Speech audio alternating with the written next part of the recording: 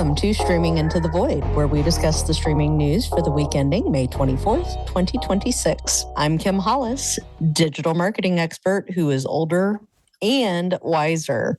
Happy birthday, Dollface. You're the best. Thank you. With me is David Mumpower, author of Disney Demystified and streaming media analyst who has spring break-itis. Unfortunately, I'm going to get July weather because it's going to be 100 degrees where I am. Mm-hmm. And the podcast is produced and edited by Raul Buriel, who's just wrapped up planning a conference. So it's on to 2027 then? I'm already planning 2028. Ooh, geez. And as a side note, Tim is not with us this week, but we miss you, Tim. Yeah. Wait, who's going to do ratings without him? We're screwed. Unfortunately, Tim's away at a wedding, but don't worry, ladies. He's still single. That's right. This week, we're talking about Paramount again? Oh, come on. Yeah, we were discussing this before the podcast. A few years back during the Discovery merger with Warner Brothers, we were just doing the same stories over and over again. We would always start with, as we discussed last week, and here we are again. But yes, the story remains that the Ellisons and Skydance remain optimistic that they will be able to close their merger with Warner Brothers by mid-July. Sure? Maybe? Let's look at the calendar right now. Okay, so 7 to 8 weeks from now. That's a perfectly normal lead time for a merger of two of the most storied companies in the history of the industry. Sure, why not? And yet, as we also discussed last week, there continues to be an uproar over the merger. Unfortunately, it is mostly right now from Democrats in Congress who have very little authority and power to do anything about it. But the senators in Congress are starting to make a lot of noise about this merger. The fact of the matter is that if this can cross over into mainstream reporting, it's going to be very hard for the FCC and the Department of Justice and everyone else who has to sign off on this merger to just rubber stamp it. I think what's happening is that a lot of people are trying to make enough noise that people notice, and there is pushback and delays. And eventually those delays are going to be damaging and perhaps even torpedo the merger. As it stands, S&P, who does credit ratings, has indicated that Paramount's credit status has been downgraded even further.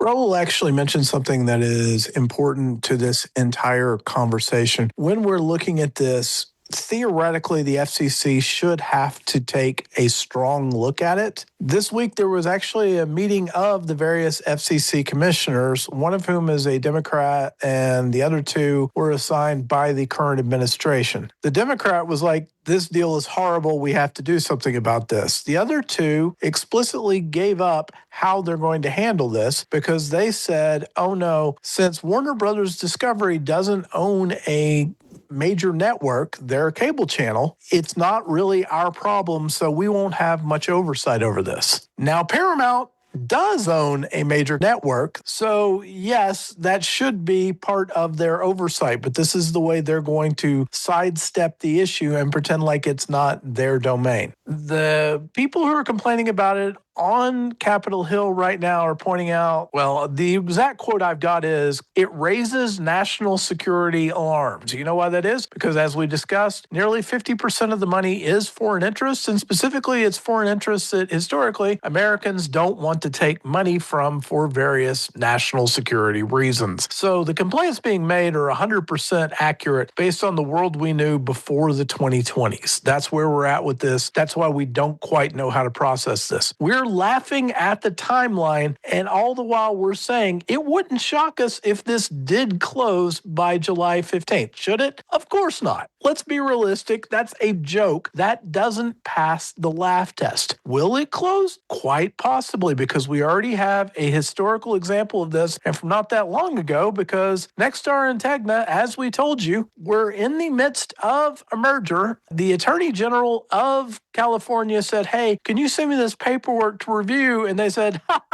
we don't have to send you this. We already closed. And he went, what? That's impossible. Well, what we used to think was absolutely impossible is now standard operating procedure in some things. As a reminder, Nexstar and Tegna have been shut down by a judge in the short term. As a matter of fact, this week, they filed a request for an expedited appeal with the Ninth Circuit because they're saying that judge did way too much out of bounds on this by ruling, based on the law of the land as we know it. And that is an argument that some courts will go, oh yeah, you're absolutely sure if the administration wants this, we're going to do this. The hilarious part of the argument to me was that Nexstar was worried about Tegna in the filing. They were like, this would risk profound harm to Tegna if you undid this deal because, they can't survive without us, the company that has owned them all of 2 months now and maybe 0 months depending on how you count on it. If, and I say if, because we're still not 100% sure, we're just in like the 90th percentile range. Raul's probably 75th percentile range. Paramount and Warner Brothers Discovery do merge. I'm describing to you a future circumstance from that where there will be attorneys general who file lawsuits against this. Hollywood is in open revolt. As a matter of fact, if you go to Hollywood Reporter this week, you can read an editorial for someone just going, please don't do this. How are we even talking about this? It's absurd that this is being pitched. It will, and I'm quoting here, lay off thousands of workers, raise prices, and create a debt-laden behemoth forced to slash costs aggressively to have any hope of servicing the debt. In short, the math doesn't work for anybody, which sounds familiar to everyone listening on this podcast. We're telling you right now, none of this makes sense and it shouldn't happen, just as we're telling you it probably will happen. And so we're going to have deja vu on this podcast for a while because we're going to keep seeing headlines and stories like these. Right. That's the point exactly. The merger may get the rubber stamp, but if it does, almost certainly there will be lawsuits that will prevent the merger from moving forward. And the longer those lawsuits draw out that merger, the more expensive the merger gets. It is all debt financing, as David has pointed out. The S&P has downgraded the credit rating for Paramount because of this. The platitudes we have gotten from the Ellisons that they can recover all these costs without massive cuts is just nonsense, as the editorial pointed out that David mentioned. It is a train wreck that we are watching happen in slow motion, and it is a train wreck for everyone involved on both sides. So the longer this gets drawn out, the more painful it's going to be, which is likely the only way this merger gets stopped. It is because either someone who is financing this or the people driving it, like the Ellisons, finally realizing, you know what, this is going to be disastrous. We're all going to lose billions of dollars. We got to call it off because that is the only way at this point this stops. Yeah, July 15th, that merger might get the rubber stamp, but that doesn't mean that the merger is going to move ahead on July 16th. Well, David, with Tim absent this week, I guess we can dig back into our past brain cells and talk about box office. Let me get this straight. Tim takes the week off, so I have to talk about Star Wars. Isn't he clever? This indignity will not stand. All right, yeah, Star Wars, The Mandalorian, and Grogu opened. Everybody is missing the point of the film because it's $160 to $175 million production that is obviously going to make its budget back no matter what. The box office doesn't matter, though. They're just trying to sell you Baby Yoda dolls, socks, baby gear, everything like that. So this is a financial winner for Disney with absolutely no downside. In terms of box office, it's looking like it's going to do anywhere between 80 and 90 million over 3 days, 4 days. It could do a little bit better if it surprises, but I don't think it's going to. Kim and I have been talking about this for a while. It just doesn't seem to have the oomph, does it, Kim? It really doesn't, and the sort of mediocre reviews are probably not going to help. I don't know that they 100% matter so much for Grogu, but yeah, I just feel like it doesn't have the same excitement that you might hope it would. The reality is, no matter how much we dance around it, Disney has hurt the brands on Star Wars and Marvel since the inception of Disney Plus. There's no getting around that. So what we're looking at here is an opening that's going to be fine to Disney. Disney is going to actually be quite happy with the revenue they get this week because it's probably going to match or exceed the budget of the film. However, we should also acknowledge that when Solo: A Star Wars Story opened, it did almost exactly the same levels based on the estimates I'm seeing, and that is considered the humiliating failure of all Star Wars films. So that's how quickly it's calibrated from this is horrible to Star Wars to Disney's fine with this. But I mean the fact that Disney has monetized this a million different ways. They've actually rebuilt Star Wars Land at both Disneyland and Walt Disney World to give new Baby Yoda / Grogu based experiences on one of the rides. They're getting more demand at the theme parks, and so they're selling more admission tickets. And a day at Disney, as we've been finding out lately, is not cheap. And so they're monetizing this in a bunch of ways, which is the one Disney strategy Josh D'Amaro has been espousing. So when we talk box office of this one, I don't want to say it's irrelevant, but it is about the least important factor we're ever going to see for a movie of this scale like this. Okay, we're going to go ahead and move on to the ratings, which I am going to try to tackle. Certainly not as well as what Tim would ever have done, but these are the Nielsen streaming ratings for the week that spanned April 20th to April 26th. And in originals, our first place program was The Boys from Prime Video with 882 million minutes. Remember that we're a month behind on this, which means this is not the series finale, but Elon Musk told me that the series finale was horrible, which I won't lie, makes me want to watch it 100 times as much. Absolutely. Yes, we're still in the middle of The Boys season at this point. Meanwhile, The Pit from HBO Max is in second with 777 million minutes viewed for its 30 episodes. And this is actually a week after its finale. So still maintaining some traction, but it should start to fall off from here. In third, returning from a while back from its first season is Running Point, which did have its second season debut in the middle of this week. It had 772 million viewer minutes. Next up in fourth is Beef, which returns to the charts after last week with 665 million minutes. So we seem to be telling the same story twice here, which is that the next season of these shows is certainly not performing as well as the first season. There's still interest there, but for whatever reason, the interest seems diminished. And we're starting to wonder about some of Netflix's longer shows. It's like the algorithm is at least slightly losing its hold over people, because historically we would have expected both these things to be billion-minute viewed titles, and they're not. And so that is a little bit surprising to me. In fifth place is Unchosen, which is going to be new on the charts this week with 580 million minutes. This is a British series about a strict religious sect that isolates itself from the outside world and is turned upside down when one of their members meets an outsider. Wait, this is an M. Night Shyamalan movie. I've seen it.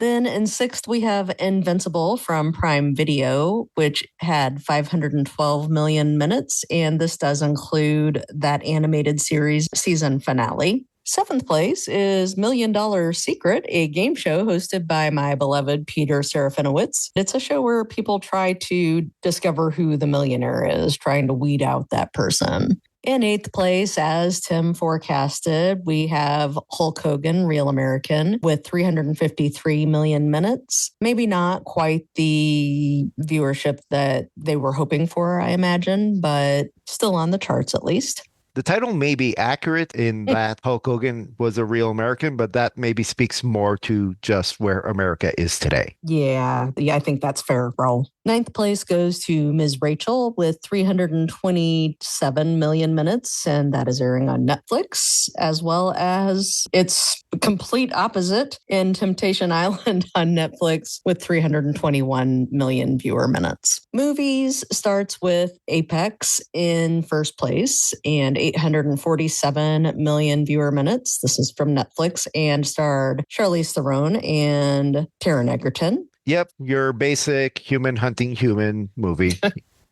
Just like everybody loves to see. Second is Roommates from Netflix, which features, of course, Adam Sandler's daughter, Sadie Sandler. Honestly, the movies chart is pretty grim, y'all. We've got Zootopia 2 with 230 million viewer minutes. Balls Up from Prime Video with 224 million viewer minutes. 180 in fifth place has 182 million viewer minutes. It's a Netflix movie from South Africa. I don't know. Have we seen a South African film make the Netflix charts before? I don't remember ever actually seeing that happen before, no. I don't either. I mean, we talk about them and what's new in streaming, but I don't know that I've ever seen one hit the charts. From HBO Max and Hulu co-credited, we have The Devil Wears Prada with 173 million viewer minutes. This is clearly people pre-gaming for the sequel and may have a jump in the next week. And then we close out with just some sad results with 158 million viewer minutes or lower. Thrash, the shark movie from Netflix, K-pop Demon Hunters, The Running Man from Paramount Plus has just enough to squeak in, and The Requiem, which we talked about last week. The one thing I'm taking from this that I find interesting is that we're now in the 140s. Yes. We're still not seeing those Disney films that we always saw a year ago. That is true. Yeah. Moana, the Frozen films, they should be here and they're not, which is making me wonder whether Nielsen is actually struggling to capture the data on that as effectively as they once did. Yeah, that is an interesting question. Acquired is 10 shows we have seen before, with Bluey from Disney Plus in first place and 889 million minutes. That's right. Bluey is back to being number one on streaming this week. That's how grim it's been for a while for a lot of shows. Bluey has risen back to the top. Yes, and Bluey will have more minis coming soon, but that could potentially increase its minutes. We have The Big Bang Theory back in second from HBO Max with 772 million viewer minutes. That one's kind of a perennial up and down the charts sort of show. We do have Euphoria still on the charts in fourth place from HBO Max. Kind of still just hanging in the middle range there with 658 million viewer minutes. That's probably its threshold, right?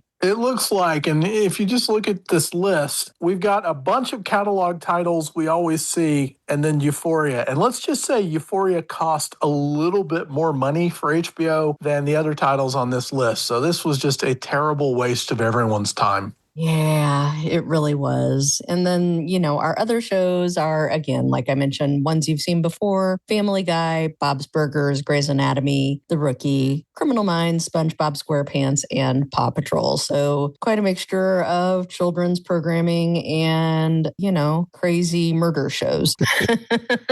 So yeah, Kim mentioned during the movie charts that it looked like a pretty bad list, and it is. In fact, the entire week was rather disastrous. Not a single movie or show this week made it over 900 million. We certainly didn't see anything over 1 billion. So after weeks of something always cracking 1 billion minutes, we had nothing this week that did. The probably most significant thing here is that with one additional episode, Euphoria made it from 500-ish million minutes to 600-ish million minutes. Yeah, it was just a bad week for ratings all around, which I guess is maybe why Tim didn't join us this week. Yeah, he's had enough. He's like, I just can't do this anymore, y'all.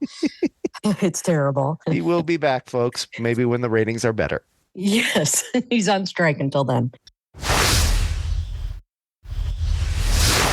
All right. As always, we close it out with what's been keeping us busy over the last week. And David and I have still been watching an awful lot of hockey and basketball. So that consumes a lot of our nights, honestly. But we did have a chance, and this was actually either the day it came out or the day after. I think it was the day it did. Watched the surprise episode of The Bear, which is titled Gary. Gary does not refer to a person. It refers to a city in Indiana. This episode was apparently written some time ago by Eben Moss-Backrack and John Bernthal. They wrote that together, and it is an episode about their characters taking a road trip to Gary together. This is obviously set before the show's current timeline. Like many episodes of The Bear, it is very emotionally draining. It can be tough to watch at times, but I do think that it gives a really interesting eye into the relationship that the two characters had together. Richie and Mikey were best friends, and Richie's character was kind of adopted by Michael and Carmi's family when he was young, and he loves that family so much, but Mikey is definitely struggling with mental health issues. And you see those mental health issues really come to the forefront in this episode. He has some very high highs and some very low lows. You also see how Richie was really a good friend to Mikey and put up with a lot in that relationship. It's going to be interesting to see how this leads into the next season. We don't have to wait very long for that to happen, but it's going to sit alongside some of their more challenging episodes to watch.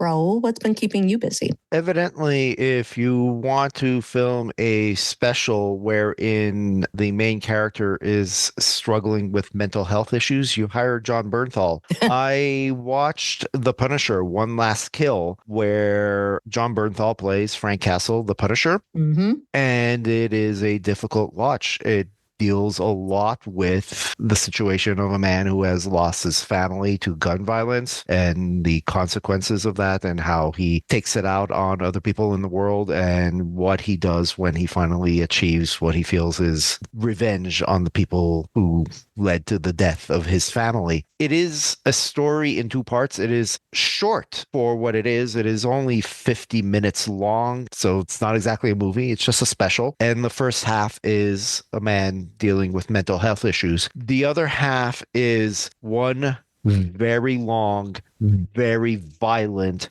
scene of the Punisher doing what everybody knows the Punisher does. It's difficult to watch in either way. If you have trouble seeing someone dealing with psychological issues, that first part is really hard. If you have trouble watching extreme violence, that second part is very hard to watch. Yeah, sure, everyone's gung-ho about the Punisher shooting bad guys. There is a lot of the Punisher shooting bad guys in that second part. It is a tough watch, but in the end, you get the Punisher. And if that's what you want to see, then the Punisher One Last Kill, which came out, I believe, the week after the Bear special came out on Hulu. You have it there for you.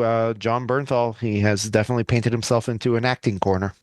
David, what's been keeping you busy? I'm not going to go into Gary because Kim hit all the highlights. It is very, very difficult to watch, and it ends with something that could have an impact on the upcoming final season of the show. So I'm kind of going to wait and see. But I will say it's obvious that the two main actors in this adore each other, because there's a 10 or 15 minute stretch where it's only the two of them on screen together. They're savoring every second of it. But what's really been keeping me busy lately is I've been on a recent rewatch of Battlestar Galactica. I'm only picking a few favorite episodes, but this remains one of the best 3 or 4 television series I've seen in the 2000s. It is just overflowing with excellence throughout. And even though I've seen it, even though I love it, and I've watched some episodes several times, I still am also watching some YouTube videos that explain everything, because the underlying mythology of it, the infrastructure of it is so complicated that I do have to be like, wait, did it turn out that they were? And ultimately the person who seems like the most evil prick on the show is the most evil prick on the show.